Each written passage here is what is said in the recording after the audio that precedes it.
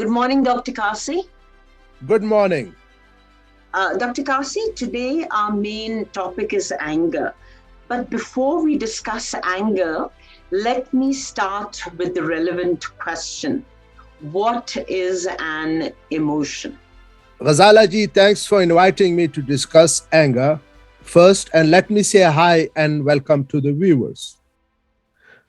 The answer to your question is in the history of emotion, religion, neuroscience, philosophy, psychology, etc., identified various definitions, which are long and intense. In simple terms, I can say emotion is a state of feelings. I repeat, emotion is a state of feelings. Emotion causes a conscious mental reaction directed towards an object or target. It is also accompanied by change in physiology like higher heart rate, hormonal changes, high blood pressure, and the body activity is like grimacing of the face, raising the voice, and threatening movement of the limbs. By putting all these qualities of manifestation of emotions together, the definition becomes complex. Manifestation plays a more profound part in emotion. For example, panic increases before the flight. The more you sob, the more acute the sorrow becomes. Giving way to grief increases the grief. And I hope this answers your question. Yes, it does. Dr. Kassi, I have read that emotions have benefits. Can you please explain how? As humans, we are rational beings. Emotions are like the dynamo of our psychological dynamics. Emotion is natural and intuitive reaction, and it acts like a compass that helps us steer and guide our lives. Humans have an entwined trio, meaning three abilities, and they are emotion, intellect, and the physical body. Dr. Kassi, besides anger, what other types of emotions do we have? The answer to your question is, according to psychologist Paul Ekman's theory, there are also other theories, but this one is widely accepted. According to Ekman, there are 6 basic emotions, namely happiness, sadness, fear, anger, disgust, and surprise. The basic emotions are unique, spontaneous, and universally recognizable. Also, there are complex emotions, which is combination of 2 or more of the basic emotions, such as fear and anger becomes hate.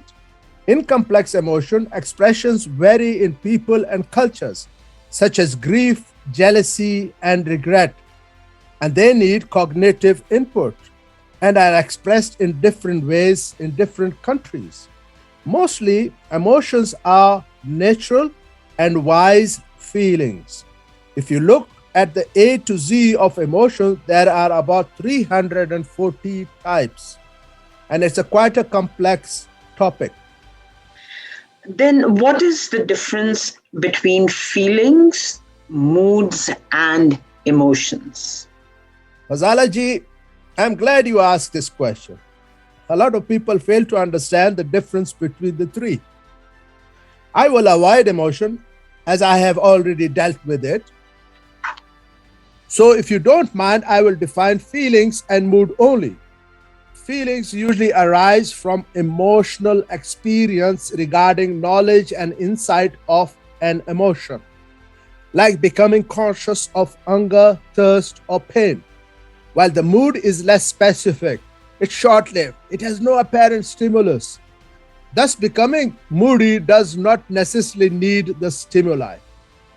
Let me come to the main topic of anger. What is anger? Actually, the dictionary meaning of anger is the feeling of extreme annoyance and displeasure. Anger is a typical and even a beneficial emotion when adequately managed. Anger is the only emotion that can flare from irritation to a furious rage. Anger needs an individual or thing to manifest. The actions and words are usually to express the manifestation of anger. In anger, the impulse is to harm. Thus, anger is the most dangerous emotion and can quickly get out of control. Dr. Kassi, what causes people to get angry?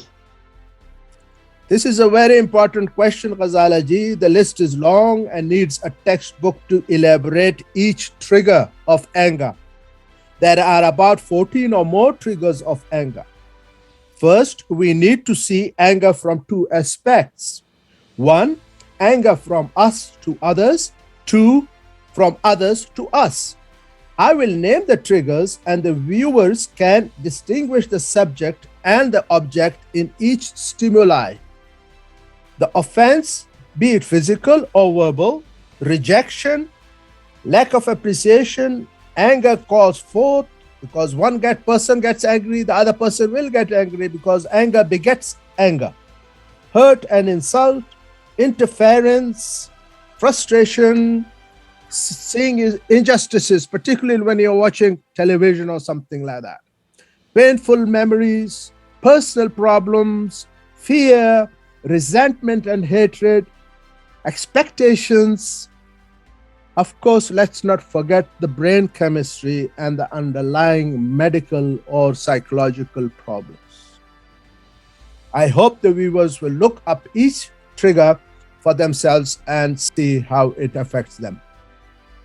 So it is not bad to feel angry? Indeed, not always, as long as both parties see it in a positive way. It helps to share your concern above self and others' propensity of getting angry. It also helps save your relationship and help others with anger issues. It prevents others from walking all over you by reducing your fear. It can inspire you to do something helpful about anger.